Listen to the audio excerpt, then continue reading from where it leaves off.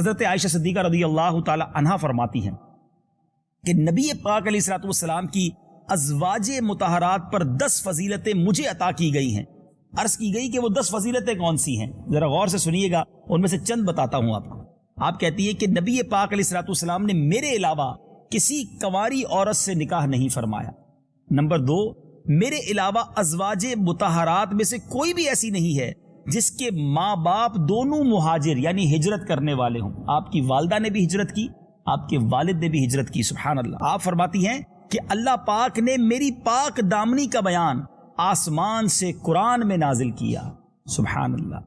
اور فرماتی ہیں کہ نکاح سے پہلے حضرت جبریل امین علیہ الصلوۃ والسلام ایک ریشمی کپڑے میں میری صورت لے کر بارگاہ رسالت میں حاضر ہوئے تھے اور عرض کی ان سے نکاح کر لیجئے کیونکہ یہ آپ کی زوجہ ہیں۔ میرے علاوہ آپ علیہ الصلوۃ والسلام کی ازواج میں کسی دوسری زوجہ محترمہ کے پاس آپ پر وحی کا نزول نہیں ہوا، سبحان اللہ۔ فرماتی ہیں کہ نبی پاک علیہ الصلوۃ والسلام کا سر انور میرے حلق اور سینے کے درمیان تھا اور اسی حالت میں نبی پاک علیہ الصلوۃ والسلام کا وصال ہوا۔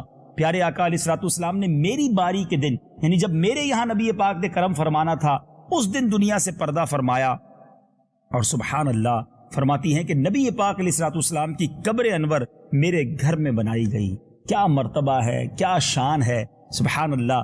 کیا خوبصورت بات مفتی احمد یار خان نعیمی اپنے اشعار میں لکھتے ہیں، دی گواہی آپ کی عفت کی سورہ نور نے، مدحا کرتا ہے تیری عصمت کی قرآن مبین۔ ان کے بستر میں وحی آئے رسول اللہ پر اور سلام خادمانہ بھی کریں روح الامین۔